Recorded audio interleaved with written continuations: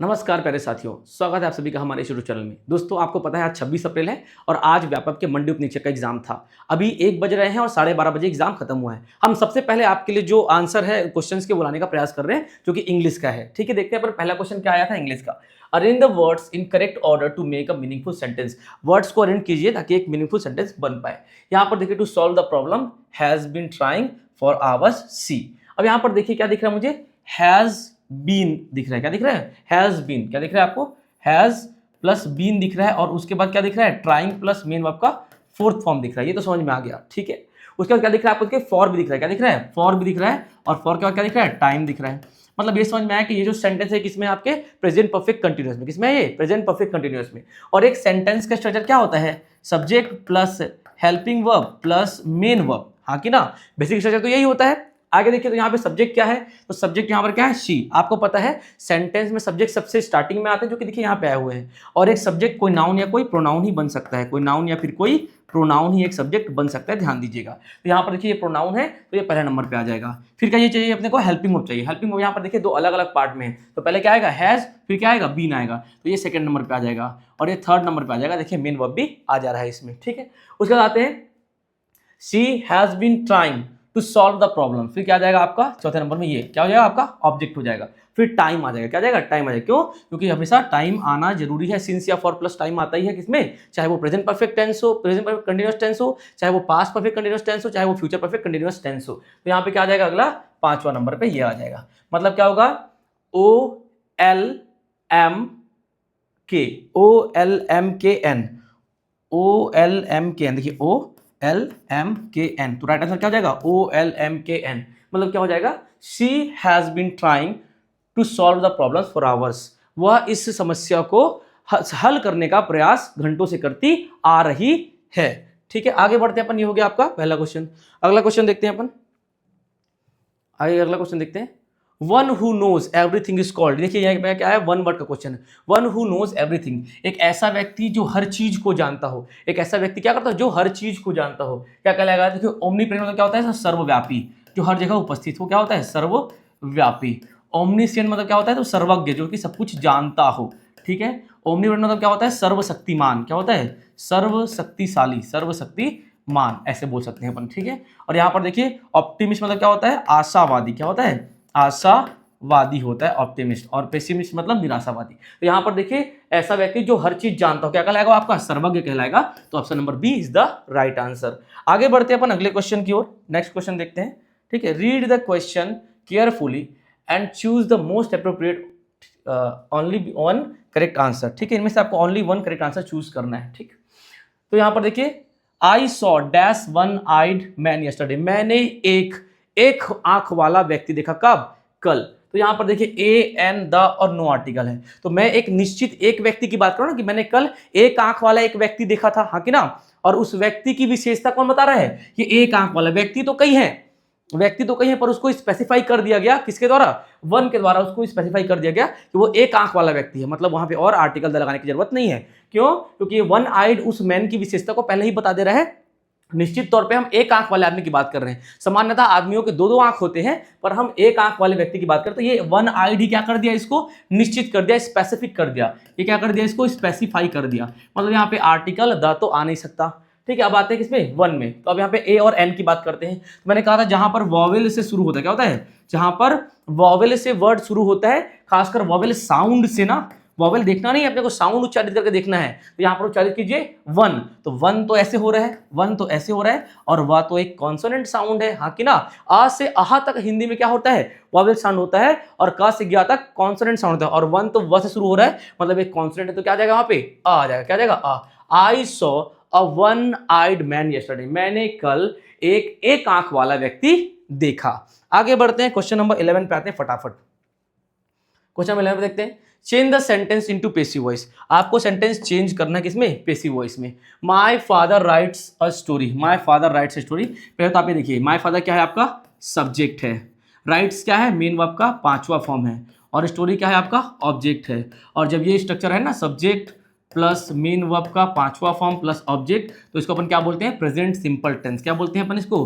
Present simple tense बोलते हैं। Present simple tense बोलते हैं। और आपको मैंने बताया जब भी अपन वॉइस चेंज करते हैं, ठीक है, पहले तो आप प्रेजेंट सिंपल टेंस के स्ट्रक्चर देखो, तो क्या है यहाँ पर सब्जेक्ट प्लस मेन वर्ब का पांचवा फॉर्म प्लस ऑब्जेक्ट, यही है ना।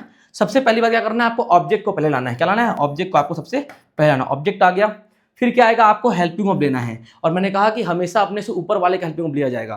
प्रेजेंट सिंपल है तो वो कंटिन्यूअस का हेल्पिंग वर्ब लेगा, कंटिन्यूअस है तो वो आप बीइंग लगा लेगा, और परफेक्ट है तो वो अपने से ऊपर वाला परफेक्ट कंटिन्यूअस का हेल्पिंग वर्ब लेगा। तो देखिए प्रेजेंट सिंपल है तो अपने से बड़े भाई के हेल्पिंग वर्ब लेगा, मतलब क्या आएगा, इज एम आर। तो ऑब्जेक्ट में क्या था देखिए जरा, अ स्टोरी, तो अ स्टोरी में क्या आ जाएगा, इज। अ स्टोरी क्या हो जाएगा, सिंगुलर हो जाएगा, तो क्या आ जाएगा यहाँ पर, इज आ जाएगा। क्या आ जाएगा यहाँ पर, इज आ जाएगा। प्लस हमेशा मेन वर्ब का थर्ड फॉर्म आता है जब भी अपन एक्टिव से पैसिव में जाते हैं। देखिए यहाँ पे क्या है, पांचवा फॉर्म है राइट्स, यहाँ पे क्या जाएगा, रिटर्न, WRITTEN, रिटर्न। और फिर क्या आ जाएगा आपका बाय, फिर क्या आएगा उसके बाद आपका बाय आ जाएगा, और बाय के बाद क्या आएगा, तो सब्जेक्ट आएगा। ठीक है, बाय के बाद क्या आएगा, तो सब्जेक्ट आ जाएगा, बाय प्लस सब्जेक्ट। तो यहाँ पे क्या हो जाएगा, अ story is written by my father, a story is written by my father, a story is written by my father। ठीक है, यहाँ पर देखिए, इज बीइंग आ जा रहा है, यहाँ पे हैज बीन आ जा रहा है, यहाँ पे वाज आ रहा है, ना ये पॉसिबल है, ना ये पॉसिबल, ना ये पॉसिबल, यहाँ पे क्या है, इज रिटन। यहाँ पे देखिए क्या हो जाएगा, option number B is the right answer, a story is written by my father. आगे बढ़ते हैं अपन, अगला क्वेश्चन देखते हैं। ठीक है, अगला क्वेश्चन है इस वाले इधर। ठीक है, यहाँ पर आते हैं 11 नंबर का। ठीक है, यहाँ पे देखते हैं अपन 12 नंबर का ना। ठीक है, match the words in column 1 with their correct antonyms in column 2। आपको मैच करना है उनके विपरीत शब्दों के साथ। हॉस्टाइल, हॉस्टाइल मतलब क्या होता है, हॉस्टाइल मतलब क्या होता है, गुस्सैल। क्या होता है, गुस्सैल, या फिर अमित्रतापूर्ण। क्या होता है, अमित्रतापूर्ण। क्या होता है, तो अमित्रतापूर्ण, अमित्रतापूर्ण होता है इसका मीनिंग। ठीक है, अगर ट्रांसपेरेंट, ट्रांसपेरेंट मतलब क्या होता है, साफ। क्या होता है, साफ, साफ या फिर जो भी आर पार दिख रहा हो। ठीक है, पारदर्शी। एंशिएंट मतलब क्या होता है, प्राचीन, पुराना, प्राचीन, पुराना। और ऑप्टिमिस्टिक मतलब क्या होता है, अभी मैंने बताया है, आशावादी। ठीक है, आशावादी। ठीक है, ऑप्टिमिस्टिक मतलब क्या होता है, तो आशावादी। यहां पर देखिए था ना, यहां पर देखिए, यहां पर था आशावादी, ये देखिए ऑप्टिमिस्ट, आशावादी, ये मैंने बताया आपको, तो वही अपन यहाँ पर देख रहे हैं। ठीक है, यहाँ पर देखते हैं अपन इसको, आशावादी। अब आपको क्या करना है, इसको चेंज करना है। अब देखिए इसको अपन मतलब करेक्ट इनके जो एंटोनिम है उनके साथ इनको अपन फिक्स करते हैं। तो पहले देखिए हॉस्टाइल मतलब मित्रतापूर्ण, तो यहाँ पर ठीक है, अमित्रतापूर्ण मतलब जिससे दोस्ती बनाने के लायक ना हो। उसका विपरीत क्या हो जाएगा, फ्रेंडली, दोस्ताना। क्या हो जाएगा, दोस्ताना। क्या हो जाएगा, दोस्ताना हो जाएगा इसका अर्थ।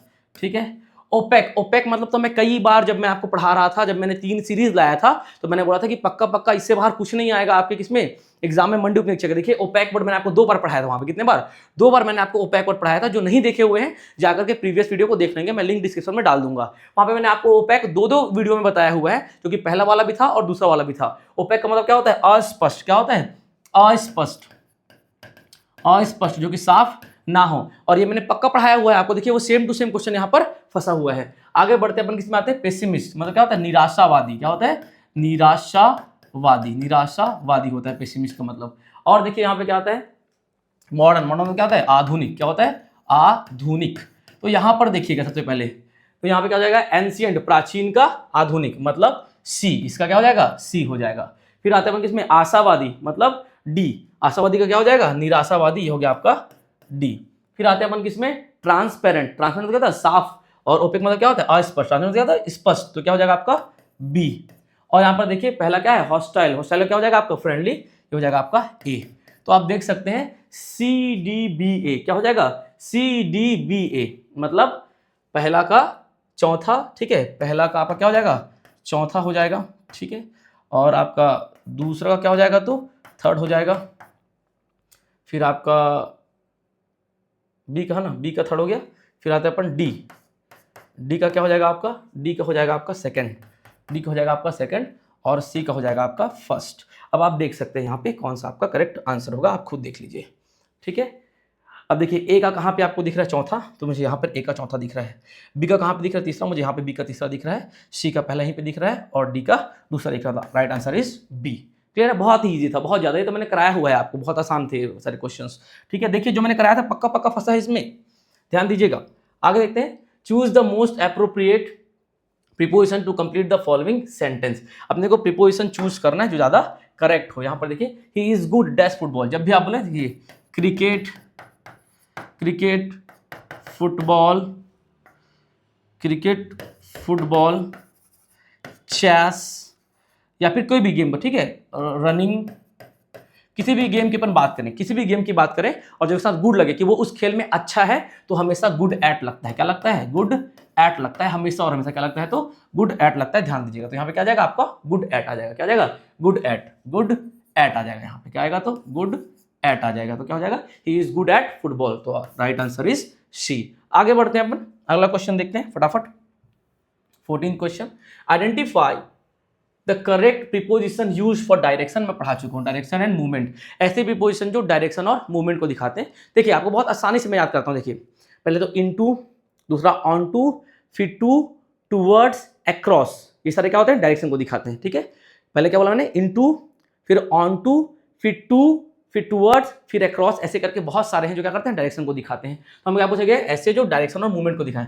इनटू जो होता है वो क्या करता है? एक स्टेट से दूसरे स्टेट में मूवमेंट को दिखाता है। क्या करता है ये? एक स्टेट से दूसरे स्टेट में मूवमेंट को दिखाता है, मतलब एक अवस्था से दूसरी अवस्था में गति को दिखाने के। Ram jumped into the water, Ram पानी में कूदा। तो राम थल में था, कहां कूदा? जल में कूदा। तो क्या आ जाएगा वहां पे? इनटू आ जाएगा, याद रखिएगा। ठीक है, जल में नहीं है, जल में अगर है पहले से है तो क्या आ जाएगा वहां पे? इन आ जाएगा। लेकिन जब कूदा डायरेक्शन को दिखा रहे हैं तो Ram jumped into the water, तो ये आ गया किसको दिखाने के लिए? डायरेक्शन को दिखाने के लिए। और ये डायरेक्शन दिखाता है कहां पर? एक स्टेट से दूसरे स्टेट में, मतलब स्टेट मतलब राज्य नहीं, ठीक है, अवस्था, एक अवस्था से दूसरे अवस्था में जाने को दिखाता है। ठीक है, टूवर्ड्स, टूवर्ड्स कब आता है? जब कोई स्थान फिक्स ना हो। क्या बोला मैंने? जब कोई स्थान फिक्स ना हो लेकिन किसी फेमस स्थान या किसी दिशा की ओर जाने की बात की जाए, वहां पे टूवर्ड्स आता है। समझिएगा कैसे? मान लीजिए आपके घर में भजन कीर्तन हो रहा है, आपके पास कॉल आया। क्या आया? कॉल आया किसी बॉस का आपका। अब घर में भजन कीर्तन हो रहा है, अब आपको बात करना है, बात करना बहुत जरूरी है। तो आपने क्या बोला माता जी को? माता जी मैं गार्डन की तरफ से आ रहा हूँ। मम्मी मैं कहाँ आ रहा हूँ? मैं गार्डन की तरफ जा रहा हूँ, थोड़ा फोन बात। आप गार्डन जा रहे हैं क्या? नहीं, आपने फेमस स्थान बताया, क्योंकि आपकी माता जी, फेमस स्थान मतलब क्या है? जिसको सामने वाला समझ जाए। आपकी माता जी समझ गए कि गार्डन क्या है? एक जगह है जो कि आपके कॉलोनी में पड़ता है। और आपने क्या बोला कि माता जी मैं गार्डन की तरफ से आ रहा हूँ। तो क्या आप गार्डन जा रहे हैं क्या? नहीं, आप गार्डन के इर्द गिर्द जा रहे हैं। यहाँ पे क्या होगा आपका? टूवर्ड्स आएगा। दूसरी बात दिशा, मैं बोला कि मैं पानी की तलाश में पूर्व की ओर जा रहा हूँ। बचपन में आपने डिस्कवरी देखा होगा ना, मैन वर्सेस वाइल्ड, वहां पे एक व्यक्ति होता है बेयर ग्रिल्स, उसने क्या बोला कि मैं पानी की तलाश में पूर्व की ओर जा रहा हूं। पर फिक्स नहीं है कि 1 किलोमीटर में मिलेगा, कि 5 किलोमीटर में, कि 10 किलोमीटर में, कि 50 किलोमीटर में, कि 100 किलोमीटर में कब पानी मिलेगा, कुछ क्लियर नहीं है। तो क्या बोले? मैं पूर्व की ओर जा रहा हूं, I am going towards the east. जब भी आप टूवर्ड्स का प्रयोग करते हैं तो स्थान जब तय ना हो लेकिन किसी फेमस स्थान या किसी दिशा की ओर जाने की सिफारिश की जाए, वहां पे अपन टूवर्ड्स का प्रयोग करते हैं, याद रखिएगा। तो भी क्या दिखाता है आपके? डायरेक्शन को दिखाता है। क्या दिखाता है? डायरेक्शन को दिखाता है।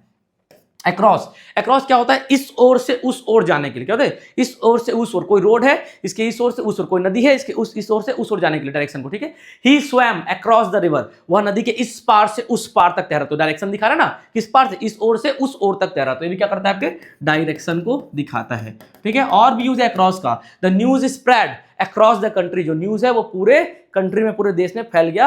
ये एनकम्पासिंग एरिया और टाइम के लिए होता है। किसका यूज? आपके अक्रॉस का। बेसिक तौर पे आप ये जानिए कि नदी के इस पार से उस पार, रोड के इस पार से उस पार जाने के लिए सब प्रयोग करते हैं, अक्रॉस का प्रयोग करते हैं। अमंग, अमंग क्यों प्रयोग करते हैं भैया? अमंग करते हैं भैया दो से अधिक लोगों के बीच की बात करने के लिए। दो से अधिक लोगों के बीच किसी चीज को डिस्ट्रीब्यूट करने के लिए, लोगों के बीच किसी चीज को डिस्ट्रीब्यूट करने के लिए, डिस्ट्रीब्यूट करने के लिए मतलब बांटने के लिए अमंग का प्रयोग करते हैं। समझिएगा, दो लड़के हैं राम और श्याम, मैंने बोला कि इस चॉकलेट को राम और श्याम के बीच बांट दो, distribute the chocolate between Ram and Shyam. पर मैं बोला कि इस चॉकलेट को इस क्लास में जितने बच्चे हैं उनके बीच बांट दो। तो क्लास में मान लीजिए 50 बच्चे, क्या बोला? Distribute the chocolates among all the students of the class, मतलब इस चॉकलेट को कक्षा के हर एक विद्यार्थी के बीच में बांट दो। तो यहाँ पर देखिए ये आपके डिस्ट्रीब्यूशन को दिखा रहा है। ठीक है, बाकी ये तीनों क्या कर रहे हैं? आपके डायरेक्शन को दिखा रहे हैं। तो क्या हो जाएगा? जे, के और एल। क्या हो जाएगा? जे, के एंड एल। ये आपका B is the right answer. B is the right answer, J, K, L, L, याद रखिएगा। ठीक है, आगे बढ़ते हैं अपन। क्वेश्चन नंबर 15 है कि नहीं है? नहीं है ना, 15 नहीं है तो अपन नेक्स्ट स्लाइड में आते हैं। किसमें आते हैं अपन? नेक्स्ट स्लाइड में अपन आते हैं। ठीक है, यहाँ पर देखिए 15 क्वेश्चन लास्ट है ना, 7 क्वेश्चन, 8 क्वेश्चन कुछ आए इसमें, 8 क्वेश्चन, तो 7 हमने कर लिया। ये 8वां प्रश्न है। यहाँ पर देखिए डायरेक्शन। ठीक है, for the below assertion A S and reason R choose the correct alternative. देखिए असर्शन और रीजन ये व्यापम का न्यू पैटर्न है। व्यापम नए तरीके से प्रश्न पूछता है, जहां पर असर्शन मतलब कथन और रीजन मतलब क्या होता है? कारण। ठीक है, तो देखिए पहले कथन क्या लिखा हुआ है असर्शन में, क्या लिखा हुआ है assertion? In direct speech, narration की बात की जा रही है। डायरेक्ट स्पीच में शी सेड, एक सेंटेंस दिया गया है, क्या? शी सेड डायरेक्ट स्पीच में एक सेंटेंस दिया गया है, she said I am reading a book, ठीक है, I am reading a book, मैं यहाँ नीचे लिख रहा हूँ, ठीक है, I am reading a book, उसने कहा कि मैं एक बुक पढ़ रही हूँ, I am reading a book. अब क्या करना है यहाँ पर देखिए, बिकम्स, देखिए इसका इनडायरेक्ट बनाया है, ये क्या है आपका डायरेक्ट है, इसका इनडायरेक्ट बनाया है, क्या बनाया है इसका इनडायरेक्ट बनाया है, और क्या बनाया है शी सैड, ठीक है, सैड का सैड ही रहता है, पता है आपको, जब सैड टू रहता है तब उसका क्या होता है टोल्ड होता है, पर जब सैड है तो सैड ही रहता है। इन्वर्टेड कॉमा हटता है तो क्या आता है दैट आता है, क्या आता है दैट आता है, तो यहाँ पर देखिए दैट आया हुआ है। जब भी आपकी रिपोर्टेड में, देखिए इसको अपन क्या बोलते हैं रिपोर्टिंग, इसको अपन क्या बोलते हैं तो रिपोर्टिंग स्पीच बोलते हैं, इसको अपन बोलते हैं रिपोर्टिंग स्पीच। एक मिनट थोड़ा सा इसको इधर कर ले, है ना, ये आपका कहलाता है रिपोर्टिंग स्पीच। कौन सा वाला, तो ये वाला है आपका क्या रिपोर्टिंग स्पीच, रिपोर्टिंग स्पीच। और जो ये वाला होता है ये कहलाता है आपका क्या रिपोर्टेड स्पीच। कौन सा स्पीच, तो रिपोर्टेड स्पीच कहलाता है, ये रिपोर्टिंग और ये आपका रिपोर्टेड स्पीच कहलाता है, ठीक है। तो जब भी अपन चेंज करते हैं तो इन्वर्टेड कॉमा के बाद जब अपन रिपोर्टेड में आते हैं, और जब रिपोर्टेड स्पीच में जो सब्जेक्ट है, रिपोर्टेड स्पीच का जो सब्जेक्ट है अगर वो फर्स्ट पर्सन हो, क्या हो फर्स्ट पर्सन हो, पता है ना आपको फर्स्ट पर्सन क्या होता है, first person, second person, third person, तीन प्रकार के पर्सन होते हैं, फर्स्ट पर्सन आई और we, second person you, third person he, she, it और दे, ये हुआ आपका क्या थर्ड पर्सन। तो याद रखिएगा जब भी आपके रिपोर्टेड के सब्जेक्ट में फर्स्ट पर्सन हो तो वो रिपोर्टिंग के सब्जेक्ट के अनुसार चेंज होगा, याद रखिएगा। अगर आपके रिपोर्टेड में सेकंड पर्सन हो तो वो रिपोर्टिंग के ऑब्जेक्ट के अकॉर्डिंग चेंज होगा, लेकिन अगर आपके रिपोर्टेड में थर्ड पर्सन हो तो उसमें कोई चेंज नहीं होगा, याद रखिएगा, ठीक है। SON सन, तो ये किसकी बात कर रहे हैं, ये अपन रिपोर्टेड की बात करें, किसकी बात कर रहे हैं, ये रिपोर्टेड की बात कर रहे हैं, ये चेंज किसके अनुसार होगा तो रिपोर्टिंग के अनुसार चेंज होगा, ध्यान रखिएगा। तो यहाँ पर देखिए, ठीक है, यहाँ पर देखिए ये जो रिपोर्टेड का जो सब्जेक्ट है वो हमारा फर्स्ट पर्सन है आई, तो ये रिपोर्टिंग के सब्जेक्ट के अकॉर्डिंग चेंज होगा। रिपोर्टिंग सब्जेक्ट क्या है तो शी, तो यहाँ पे क्या हो जाएगा शी हो जाएगा, दैट शी, यहाँ पे क्या आ जाएगा आपका शी आ जाएगा, दैट शी। अब देखिए जब भी यहाँ पर टेंस होता है I am reading a book, जो सारे प्रेजेंट के होते हैं वो सारे पास्ट में चले जाते हैं, ठीक है। जब भी अपन डायरेक्ट से इनडायरेक्ट में आते हैं ना, प्रेजेंट सिंपल पास्ट सिंपल में टेंस चेंज हो जाता है, प्रेजेंट कंटिन्यूअस पास्ट कंटिन्यूअस में, प्रेजेंट परफेक्ट पास्ट परफेक्ट में, present perfect continuous past perfect में, मतलब सारे प्रेजेंट वाले पास्ट में चले जाते हैं, ये ध्यान रखिएगा। तो यहाँ पर देखिए ये I am reading a book, मतलब ये कौन से में है, ये आपका प्रेजेंट कंटिन्यूअस है, क्या है आपका प्रेजेंट कंटिन्यूअस है, तो ये किस में चला जाएगा आपके पास्ट कंटिन्यूअस में चला जाएगा। तो शी एम में तो क्या हो जाएगा वॉज हो जाएगा, पास्ट कंटिन्यूअस में क्या होता है तो वॉज और वर, शी वॉज। मेन वर्ब का चौथा फॉर्म वैसे रहेगा, ठीक है, she was reading a book. देखिए ऐसा ही कुछ दिया है कि नहीं दिया है, यहाँ पर देखिए, यहाँ पर दिखा है she said that she was reading a book, मतलब ये तो असर्शन सही लग रहा है हमको, क्या दिया है असर्शन अपने को बिल्कुल सही दिया हुआ है। अब रीजन देखते हैं, रीजन में क्या बोला जा रहा है रीजन में, ठीक है। द प्रेजेंट टेंस है ना, सेंटेंस, जो प्रेजेंट टेंस का जो सेंटेंस है ये वाला देखिए, प्रेजेंट टेंस जो सेंटेंस है वो डायरेक्ट में जब रहता है और जब वो चेंज होता है किसमें इनडायरेक्ट में, किसमें तो पास्ट टेंस में चला जाता है, किसमें इनडायरेक्ट में, ये बात तो ये बोल रहा है, क्या बोला, जो भी रिपोर्टेड का जो टेंस है जब वो किसमें रहता है प्रेजेंट में रहता है तो वो इनडायरेक्ट में जब जाता है तो वो पास्ट टेंस में चेंज हो जाता है। ये बात तो मैंने आपको ऑलरेडी भी बताया है, ठीक है, ये बात तो बिल्कुल सही लग रहा है मुझे। When the reporting verb of direct speech is in the past, जब रिपोर्टिंग वर्ब ये वाला जब किसमें हो पास्ट में हो, किसमें हो जब ये वाला पास्ट में हो तभी ऐसा होता है। हाँ याद रखिएगा जब भी हम नरेशन की बात करें, किसी बात करें अपन, जब भी अपन नरेशन की बात करें सबसे पहले सेंटेंस शुरू होता है किससे, आपके रिपोर्टिंग स्पीच से, किससे रिपोर्टिंग स्पीच से, फिर किस जाता है आपका रिपोर्टेड स्पीच में। जब रिपोर्टिंग स्पीच में ये जो वर्ब है वर्ब जब ये प्रेजेंट में रहता है, क्या बोला मैंने, जब ये प्रेजेंट में रहता है तो रिपोर्टेड का टेंस चेंज नहीं होता। जब रिपोर्टिंग स्पीच का वर्ब आपके प्रेजेंट में रहता है, जैसे कि सेज रहे या से टू रहे या से रहे, तो यहाँ पर टेंस चेंज नहीं होता, मतलब ये प्रेजेंट का प्रेजेंट में ही रहेगा, केवल ये सब्जेक्ट बस आई का शी हो जाता, याद रखिएगा। लेकिन जब रिपोर्टिंग स्पीच का जो वर्ब है वर्ब जब वो पास्ट में रहे, सैड रहे या सैड टू रहे, तब उसका टेंस चेंज होता है, किसका रिपोर्टेड का। वही बात तो ये बोल रहा है, मतलब हमारे पास असर्शन भी सही है और उसका जो रीजन बता रहा है वो भी हमको सही मिल रहा है। तो इसका आंसर क्या हो जाएगा, यहाँ पर देखिएगा, यहाँ पर देखिए आंसर क्या हो जाएगा, ये चार ऑप्शन आपके ना, ठीक है, both AS and R are true and R is the correct explanation of AS, ठीक है, दोनों सही है और S एंड R दोनों ट्रू है और जो R है वो करेक्ट एक्सप्लेनेशन है, ठीक है, सही उदाहरण है किसका AS का, ठीक है। तो क्या हो जाएगा आपका option number A is the right answer. तो ये सारे क्वेश्चन सॉल्यूशन है किसके, आपके मंडी उपनिरीक्षक के एग्जाम के, जो कि अभी हुआ है आज 26 अप्रैल के दिन, ठीक है। और अभी अपन जब सबसे पहले इसका आपको आंसर प्रोवाइड कर रहे हैं, तो इसका ये सारे आंसर हो जाएगा, खासकर इंग्लिश के लिए, ठीक है। तो उम्मीद है आपको पसंद आया होगा ये वीडियो, तो वीडियो को लाइक करें, ज़्यादा से ज़्यादा शेयर करें। धन्यवाद।